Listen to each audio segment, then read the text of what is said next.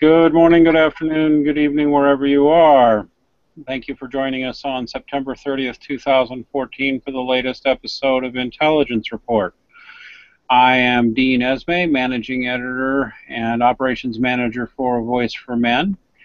With me, as per usual, is the notoriously evil, rotten, hateful, foul-mouthed, ugly, disgusting Dr. Tara Palmatier of ShrinkForMen.com. Say hi, Dr. T. Oh, bleep yourself, Dean. I'm sorry, what's that? Oh, bleep yourself. Nice and Thank you. Thank you. I will do my best. And the lovely, soft-spoken, erudite, cuddly, warm, and affectionate, beautiful Mr. Who the hell are you again? Oh, right, Paul Elam. How you doing, Paul? I'm doing fine, except you forgot to say genteel. Genteel. I forgot genteel. Sorry, kind sir. I shall not forget again, Mum Sahib. Okay, so we got a lot going on in terms of news that we haven't managed to get to or been meaning to get to. The hypocrisy and the stupid never ends. But why don't we just go ahead and start with the story that Dr. T most wanted to bring to our attention. She's been wanting to get it out for 2 weeks. Roger Goodell is ordering all NFL staff to attend domestic violence and sexual assault classes. Dr. T, tell us what you think. Well, Goodell continues to be a lickspittle to feminist organizations and the media, who is on outrage steroids regarding what happened with Ray Rice, etc. Again, ignoring the fact that his wife initiated the assault, and they both said it was mutual combat. But in order to assuage the angry feminists and the media, and in order to it would appear in order to stop their calls for his resignation, he's doing what they want. He's complying with the shakedown, and he is mandating that all NFL personnel, including players, attend mandatory domestic violence and assault education classes. Now, typically, an individual only has to attend such classes after they've been convicted of domestic violence assault, or they have accepted a plea to avoid a trial and jail time. So he's requiring that men and women of the NFL, although I'm assuming it doesn't include the cheerleaders or the NFL wives, many of whom have assaulted their boyfriends and husbands, as we've seen in the news recently, that innocent men and women who are employed by the NFL have to take these classes as if they had been convicted of committing a crime.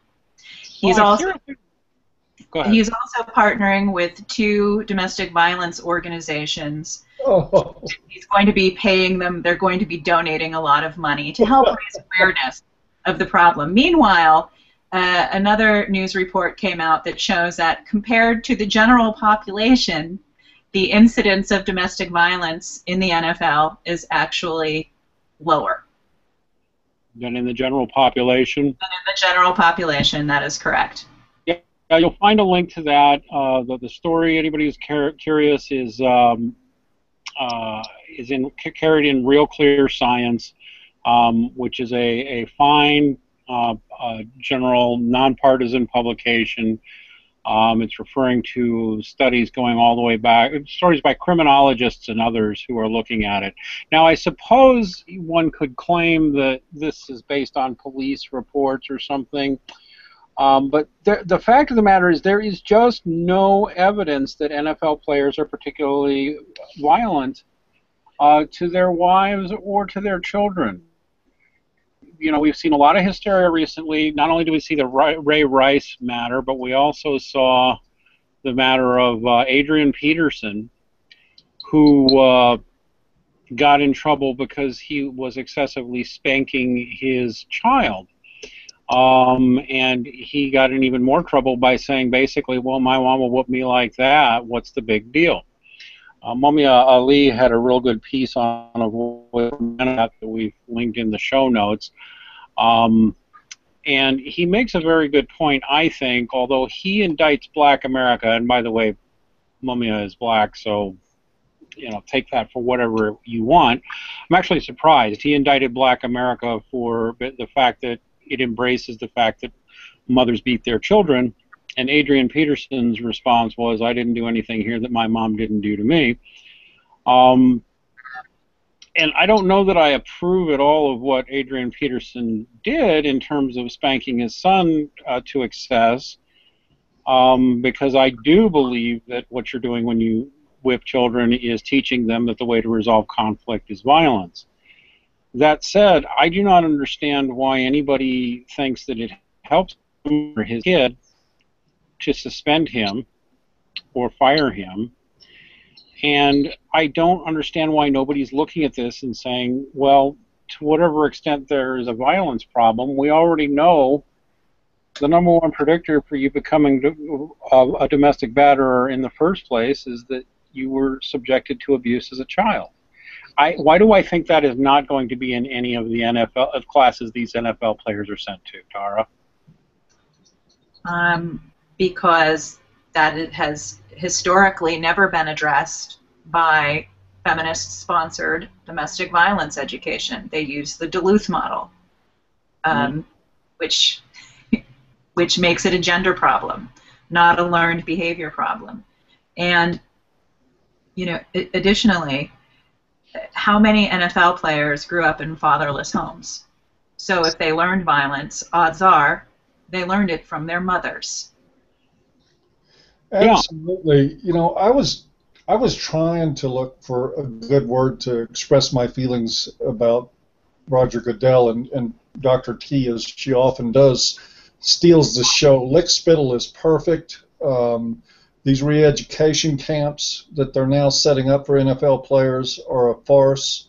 They're a joke. They're a PR stunt, because what's happened here is that you get an escalating sense of outrage when something like this happens, and especially with people in the media. They try to outrage each other about how disgusted they are about a particular person's behavior, and these are people that do the same crap in their lives as everybody else, but when they get in front of a camera or when they're trying to cover their ass or posture for the sake of their networks, they want to talk about how disgusted they are at the fact that Ray Rice actually threw a punch back and ended up doing some pretty significant harm.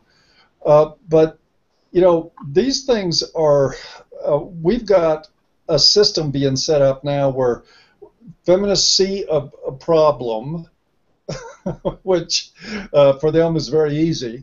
They go in and there's a problem. Yeah, and nobody's even talking about the fact. I'm not going to get off of it. He hit her back. Ray Rice hit her back. She was hitting him. It was mutual combat. They've dropped the charges on her. They've started heaping everything on men. Here they come with the re-education programs for the men, for the football players that have a lower incidence of domestic violence than people in the general population. And we've got the NFL shoveling money into feminist organizations in order to shut them up and keep them quiet.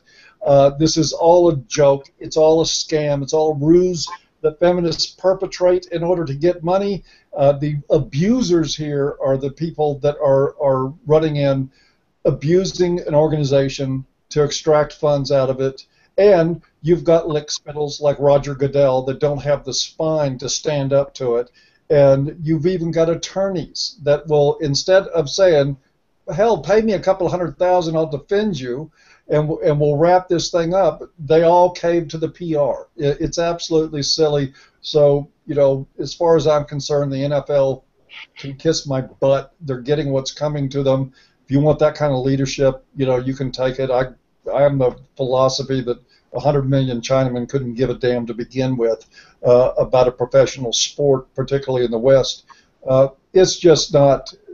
This whole thing is just a joke. It is.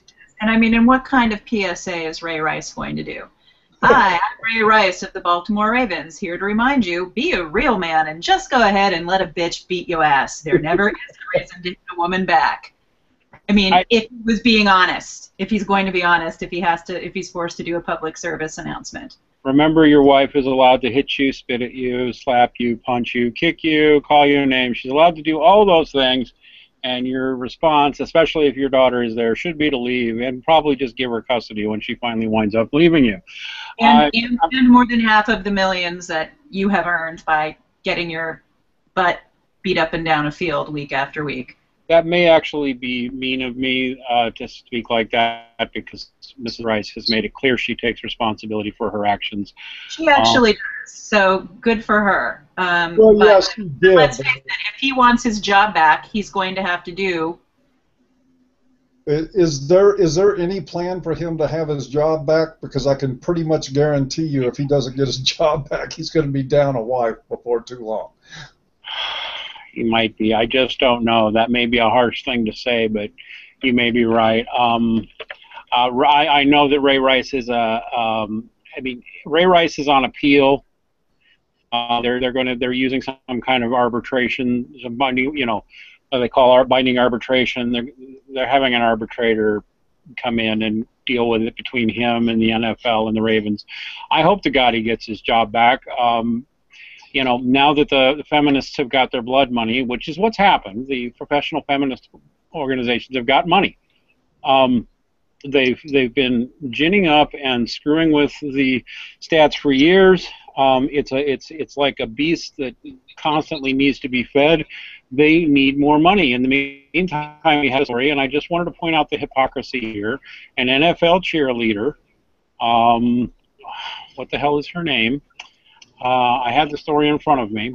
Tiffany, Amber, Nicole, Brittany. Megan.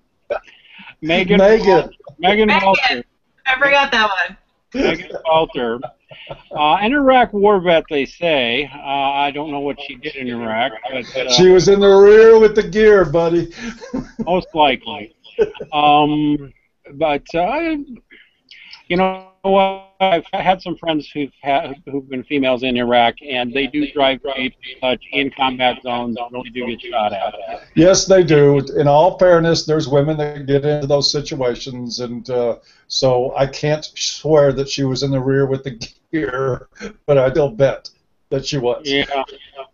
In any case, she's 29 years old, and she got into a fight with a professional fighter boyfriend, and she was arrested for it. So, and this probably goes to why I tend to believe the statistics on NFL players being less violent than the average population. Despite stereotypes, these are trained athletes who are also, especially in the NFL, trained not to hit, aren't they? If NFL players are in the habit of throwing a punch or whatever, they get benched really quick. These guys are really, just like professional fighters are, they're trained not to hit in certain ways, not to sit in certain places. They're used to taking pain and not responding like a normal human being does. So I have zero trouble believing that the average NFL player is less violent than the general population, at least in situations like that. So where does the misandry come in that we just believe this of professional football players and believe this phony narrative for which there is no evidence that there is a epidemic of rape among players? All I can say is shame on NFL fans for believing this bullshit. Well, the fans took the Super Bowl Sunday myth for, 20 years now. They don't care as long as they got a dog and a beer and they can replace Ray Rice. They don't care that it's a disposable guy sport, so they can just plug in another player in his place, and it won't affect the fans. They don't give a damn. Shame on the media. Shame on the media for not doing their jobs, clickbaiting, being sensationalist, and not actually investigating the bullshit statistics that they have been spoon-fed year after year. Shame on them for their double standards. And I want to say shame on them again for the feigned and phony outrage of all these jerk-offs out there in the media that want to talk about, oh my God, this is deplorable. Get off your high horse. I've heard tales about all kinds of people in the media doing horribly abusive things to people in their lives. A lot of them are prima donnas. Just watching them pretend to be so pious is pretty offensive. It is. It is. And it just goes on and on and on. I mean, USA Today, I see even has, it's a headline, can domestic violence abusers like Ray Rice be rehabilitated? Well, you know, I would guess that they can be, especially if they're in treatment with their abusive wives. But somehow I don't see that being part of the question, is it? Well, they might get better if they get a good treatment model, because Duluth isn't going to do shit. No, it really isn't. For those who don't know, Duluth model is the most commonly used model in feminist-driven domestic batterer programs. There are programs that don't use the Duluth model, some of which I know I've spoken to researchers and clinicians who either reject Duluth outright and use the conflict tactics scale created by Professor Murray Strauss, who, by the way, I've also interviewed. Or I actually did talk to one researcher who said, I do find the Duluth model sometimes useful when I'm treating my women and treat them the same way I would treat the men. But that's, of course, not how the Duluth model is actually designed. It's pseudoscientific bunk is what it is. And it's too bad, because it's what most so-called batterer treatment programs are based on. In fact, if you wanted to be really conspiracy-minded, you would suggest the Duluth model is so popular because it doesn't work. Therefore, those running these programs will have jobs for life, won't they? I'll make a prediction here, too, that if this stuff doesn't turn around, there's also, I don't know if either of you are familiar with it, the New York model. And the New York model of domestic violence is also patriarchy-based, asserting essentially that domestic violence is a result of male dominance and power and an extension of that into the home, what society, the privilege to abuse that society typically bestows on them. The New York model takes that same thing, but it says they're not treatable, and that the only effective intervention that you can do on them is incarceration. So if feminists manage to get rid of Duluth, they'll go for New York. I don't. What are you going to say? I mean, they've been facing funding cuts certain other places, so now they're going after the NFL. And I'm going to repeat a prediction I've made before. Now that they have gotten on the NFL gravy train, they're going to start looking at the National Hockey League, the National Basketball Association.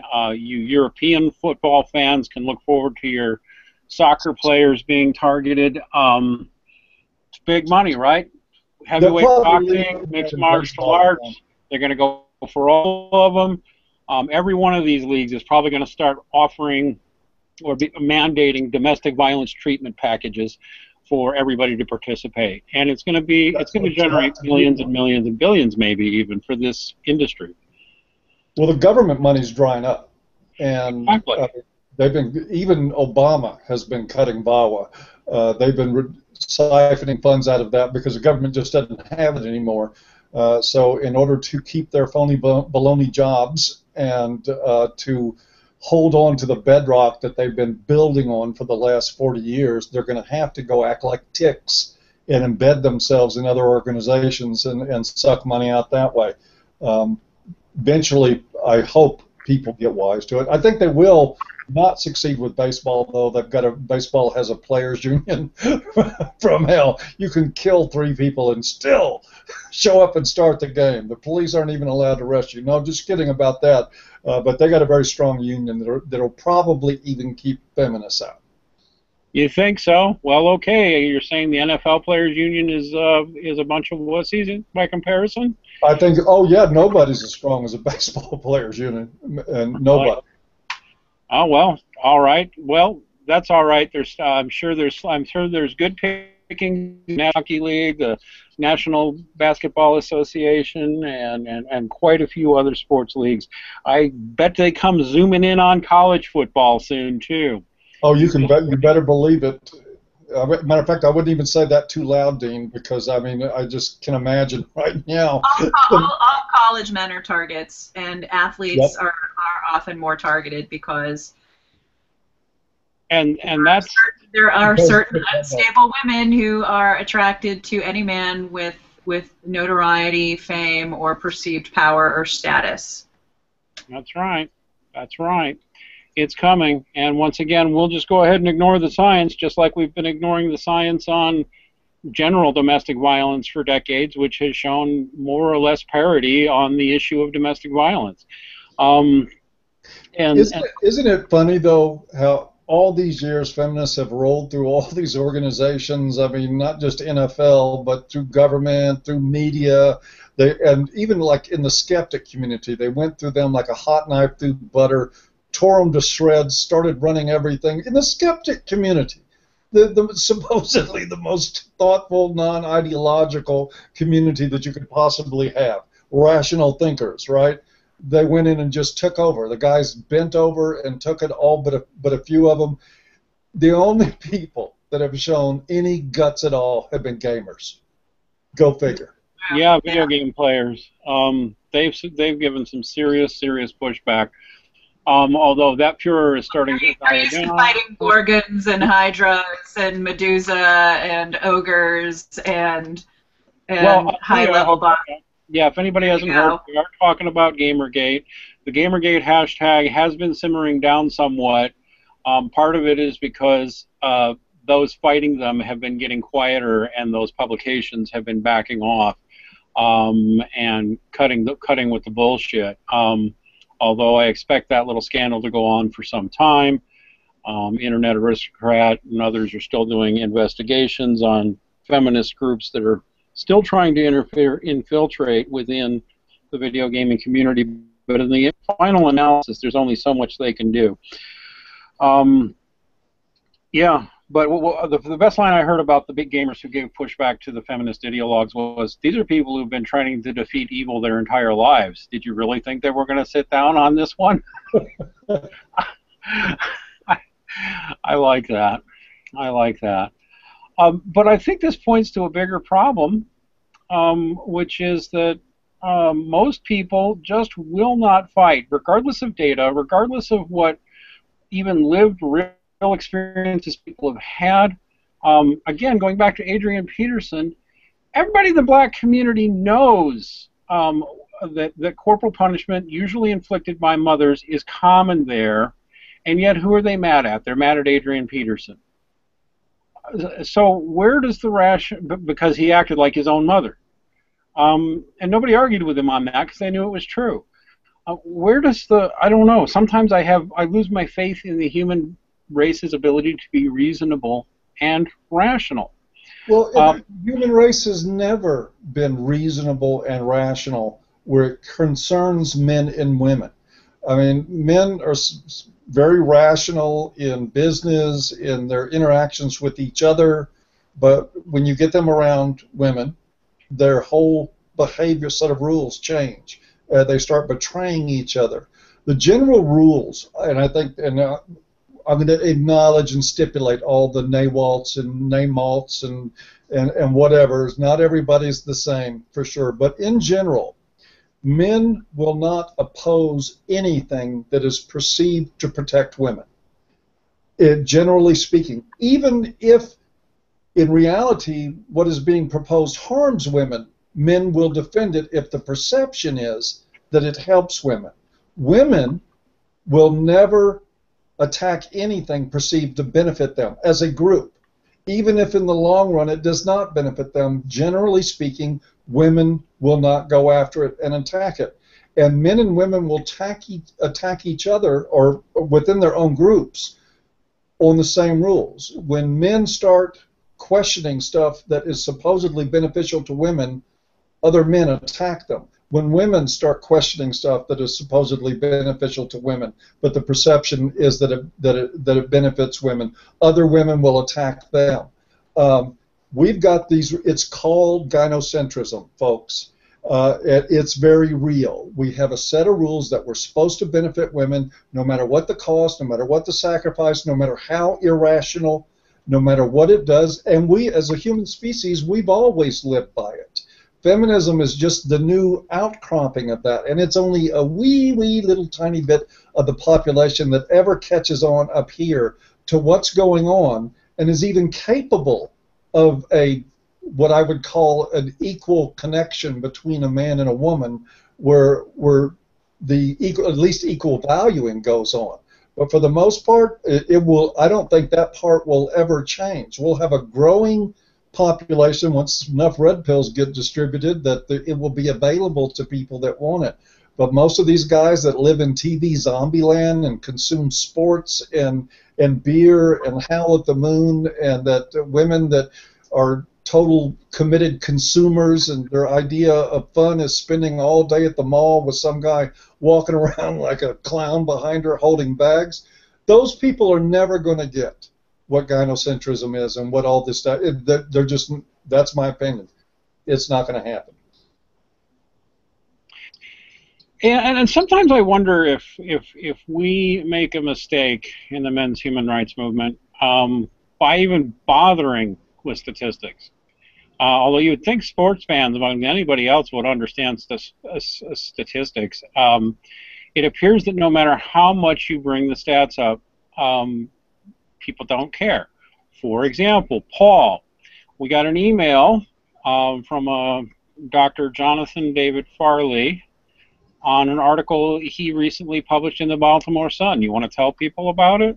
Yeah, I do. It's a very good article. And it's something that most of us in the men's community know about. I mean, a lot of us are going to be familiar with Mary Koss's work and how research has been corrupted in the CDC and in relation to the stuff that the FBI operates on about the incidence of rape and how surveys are rigged. And Mary Koss's research was that 1 in 4 women would be raped, and of course when you turned around and you reversed and you asked the same questions of men, 1 in 4 of them would be raped. And another thing or two we found out about Mary Koss's research, which has really driven a lot of policy and the reframing. The FBI was actually acting on her work. It isn't mentioned here, but when the FBI redefined rape to not be penetration, that had a lot to do with Mary Koss's work. And we found that the raped women in her studies were still dating their rapists. The raped women in her studies had told them that they had not had answered questions indicating that they had not been raped and that they didn't believe they had been raped. It was absolutely just a comedy. But in September 26th, just recently, in the Baltimore newspaper, was that the Baltimore Sun, Dean? And this is worth pointing out that the current canard being thrown around everywhere now, like Halloween candy, is that 1 in 5 women will be raped during their time at a college campus before they graduate. Now, what they wrote here, what Susan Patton and Jonathan Farley wrote here, was that according to the FBI, the rate of forcible rapes in 2012 was estimated at 52.9 per 100,000 female inhabitants. Assuming that all American women are uniformly at risk, this means the average American woman has a 0.529% chance of being raped each year, or a 99.9471% chance of not being raped each year. That means the probability the average American woman is never raped over a 50-year period is 97.4%, which they say is 0.999471 raised to the power of 50, like I understand that. Over 4 years of college, it's 99.8% not likely to get raped. Thus, the probability that an American woman is raped in her lifetime is 2.6%.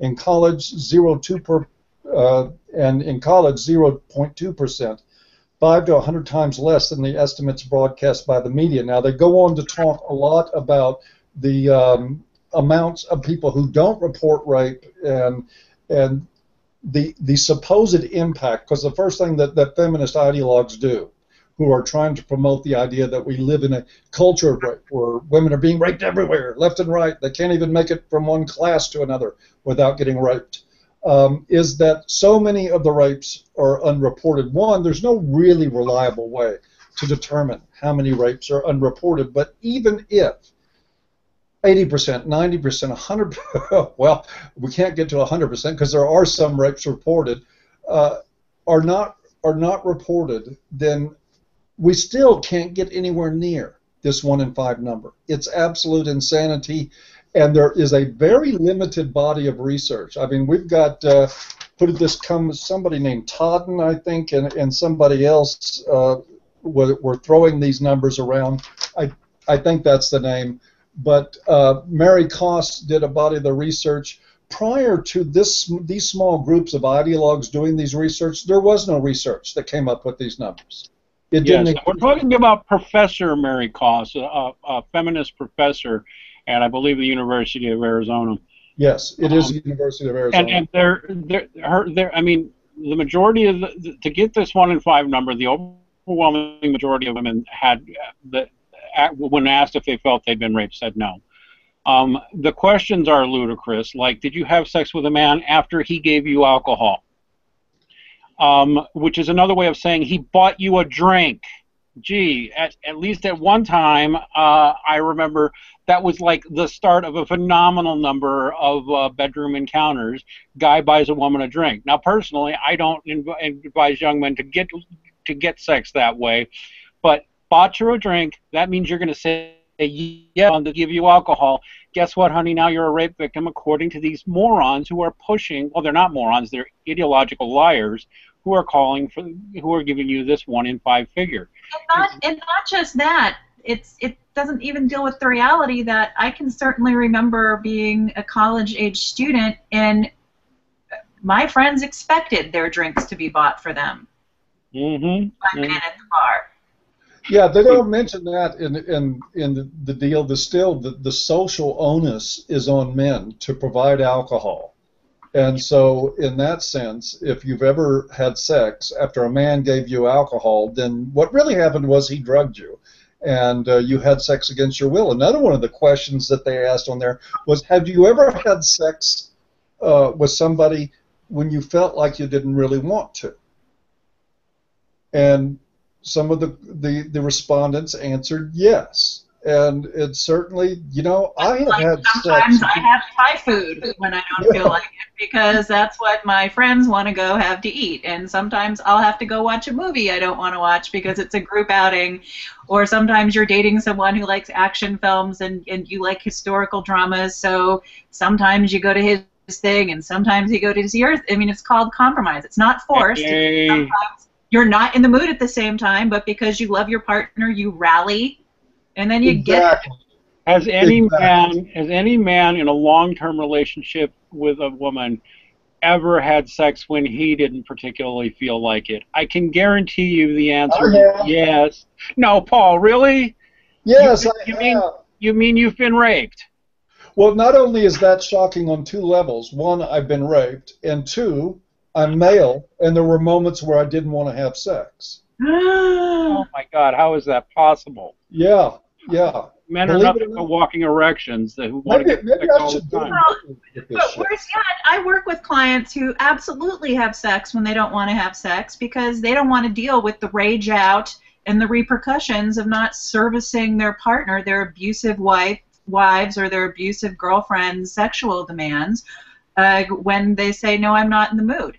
And many of them have lost sexual attraction to their partners because they are such monstrous human beings. I'll make the politically incorrect observation that in some cases I'll bet he does it because he knows it'll just shut her up. Yep.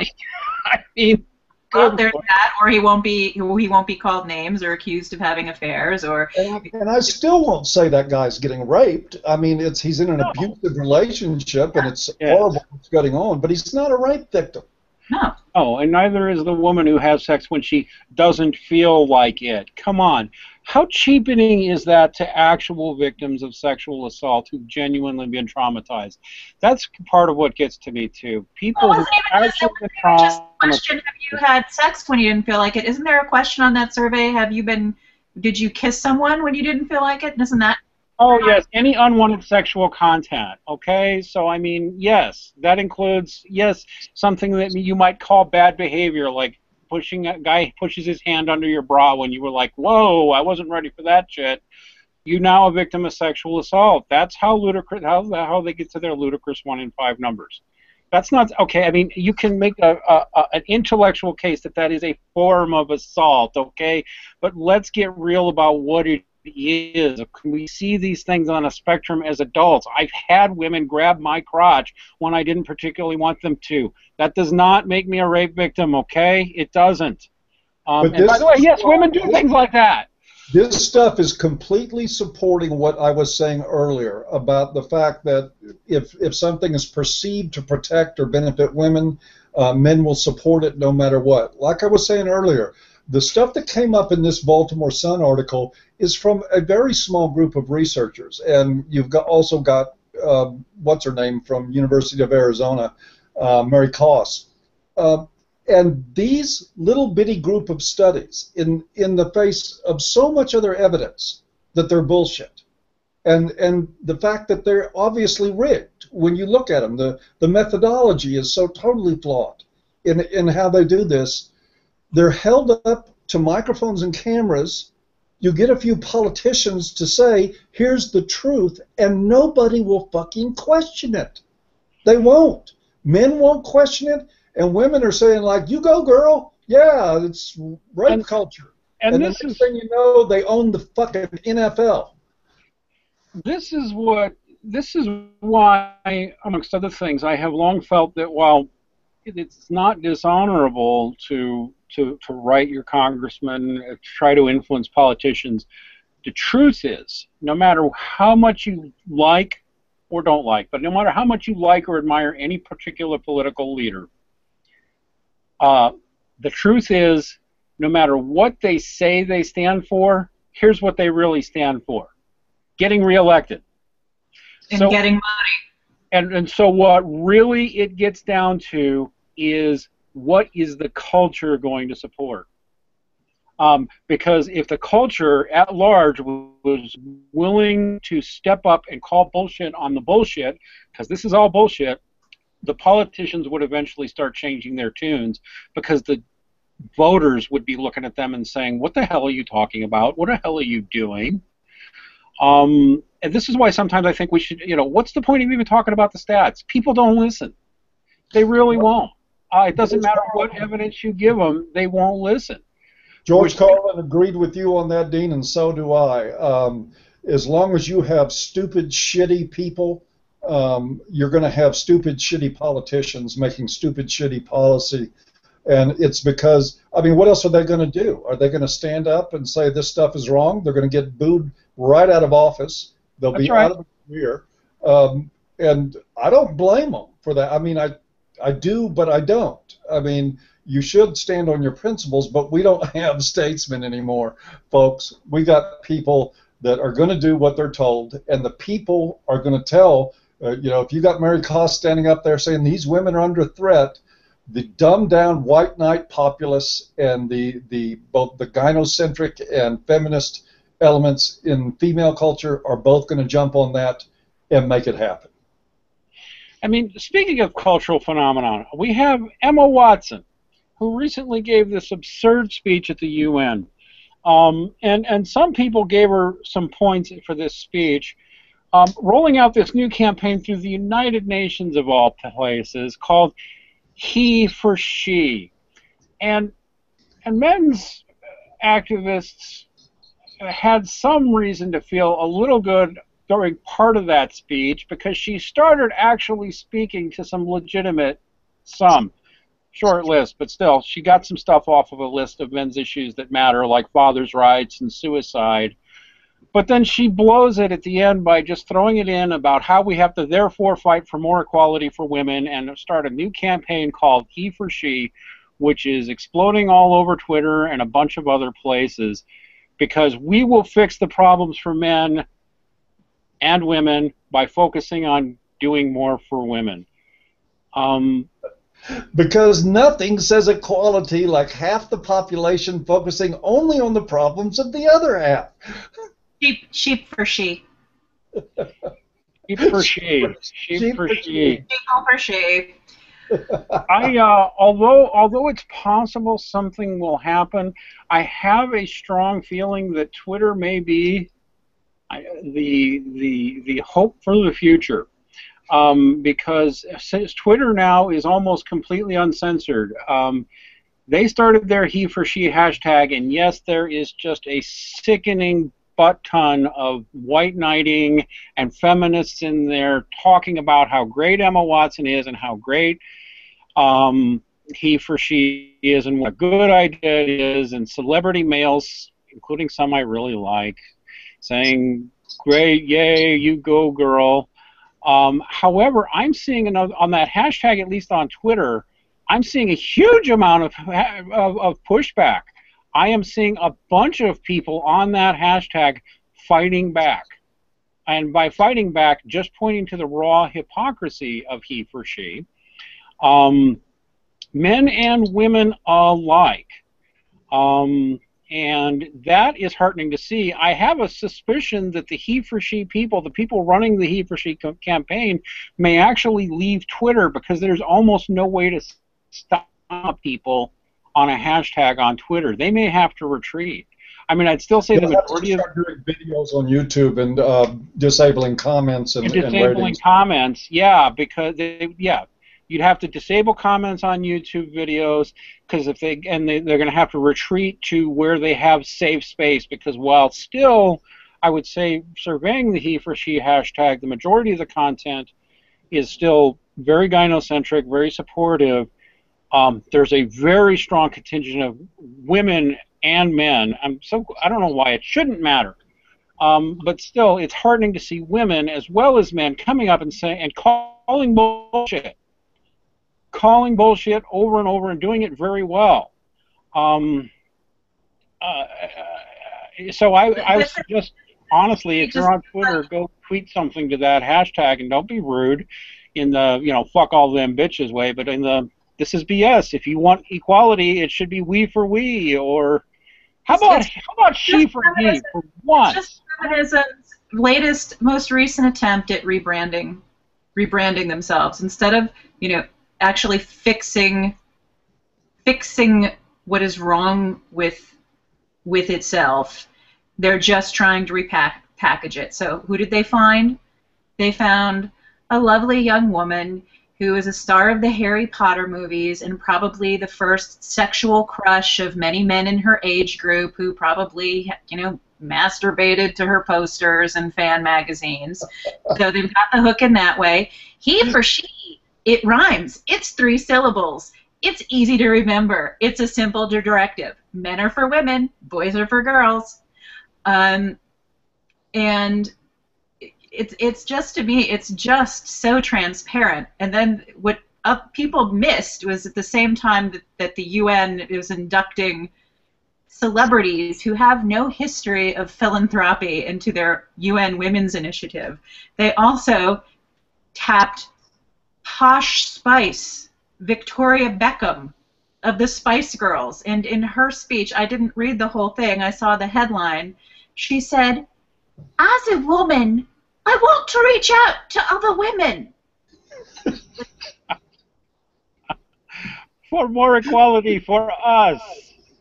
And my fashion design and my billions of dollars in endorsement deals from my handsome soccer dumb as a box of rocks husband.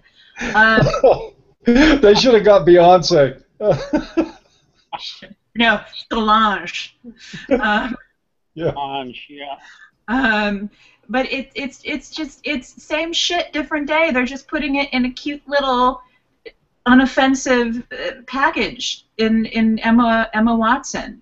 And yeah, she threw a few bones at dads, but it wasn't the misandry, the man-hating, the man-bashing, and the feminist movement needs to stop. It's the perception of being anti-male needs to stop. We don't need to stop being anti-male, but the perception should stop because it's hurting our brand.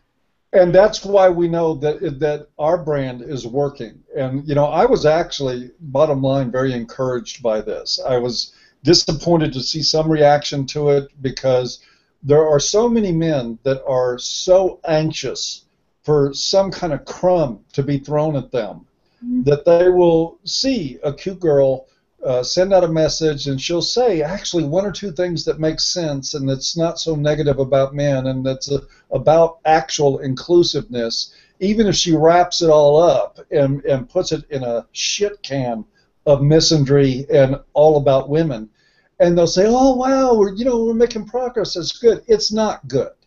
And not good, and it's transparent. Making a terrible mistake to buy this crap hook, line, and sinker. Feminism is in trouble. It really is, ideologically speaking, culturally. The dialogue about feminism, about sex. Look at what Women Against Feminism managed to get out there, and I forget who it is asking for videos. I'm going to make one soon about what is feminism.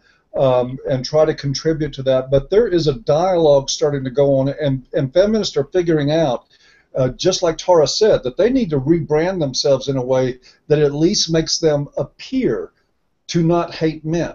I mean, they're not smart enough yet to get that they actually have to quit hating them and starting including their problems in the things that we look at. But they are really beginning to feel the heat of people having had enough of this bullshit, and they're starting to try to change it. And now is the last time we want to cut them any slack at all. We want to put more pressure on, because the only solution that is ever going to come to this is people sticking with the facts. If women have problems, we need to look at them, and we need to try to find solutions.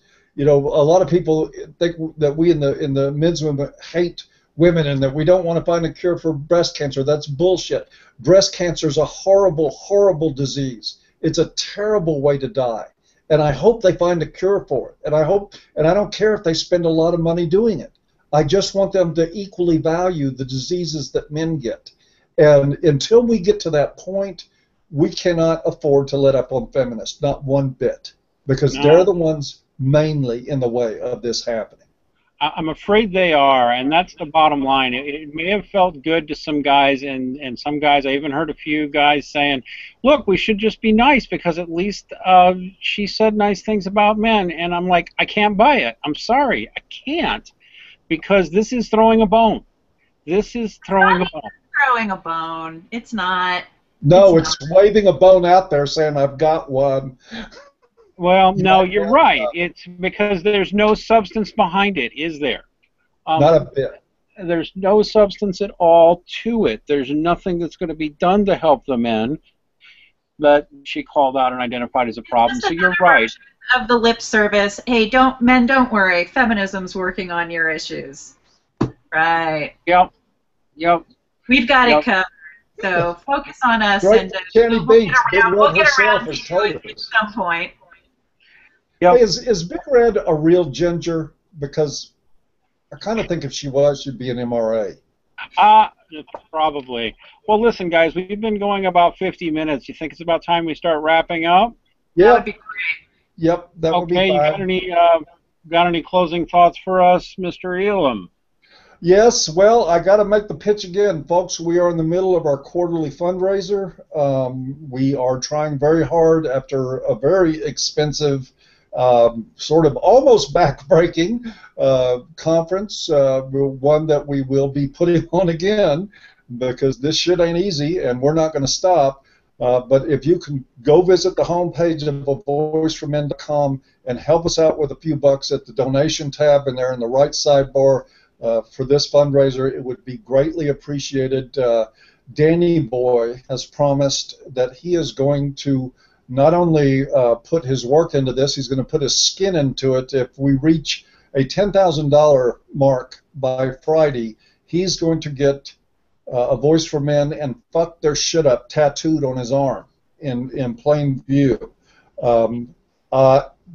Commitment. What can I say? The man is willing to lay down for what he believes in.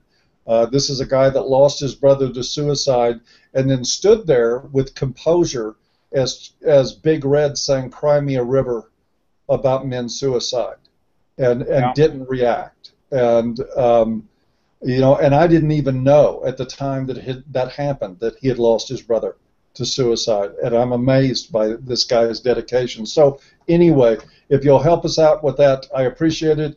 If you have not subbed to this channel, please give us a click on a sub and help pass it around. Give it a little like down there. That would help it too. Other than that, I've said all I want to say about these lunatics today. All right, Dr. Do you have anything for the audience? Just a reminder that October is Domestic Violence Month, and we'll be doing the In His Own Words series again. Please visit shrinkformen.com or voiceformen.com for submission guidelines if you would like to share your story. I'm also seeking stories from women who have witnessed and experienced the collateral damage of men who have been abused by women, such as mothers, sisters, the new wives and partners of men who have an abusive and crazy ex. We want to publish one story a day, so if you have one that you would like to share, please consider doing so. Thank you. I want to add something else to that. I want to say thank you to Dr. T. She did this last year. She did an edited, presented, complete story, some of them quite lengthy, every day last year for 31 days straight that went up on both websites. Just want to offer that out to people that think that we don't do a lot. This is really a lot of work that goes into this, so thank you, Dr. T, for doing that, for getting those men's stories out there. I recently had two screaming bigots from Atheism Plus come at me with the "you don't do anything" thing on Twitter. Fuck you guys, you have no idea what we do. Okay, I also want to mention that Aaron Pittsy and I are back on the radio, and we've started a new show called When Did You Wake Up? And please check that out every other Saturday. Well, actually, if you'd like to come on and share your story of when you woke up and realized something was wrong with everything you'd been taught about men and women, drop me a line. We might want to have you on the show. Okay, as per usual, if you're in an abusive relationship with a woman or think you might be, please go to shrinkformen.com. That's shrink, the number 4.com, where you will find Dr. Tara Palmatier's website with lots of free articles you can read, some interesting forms you can sign up for and pay for at a nominal fee to talk to others going through what you're going through, and of course you can find out how to hire her for one-on-one coaching services. If you're interested in these issues in general, we publish daily new and interesting materials on avoiceformen.com. See you all next week.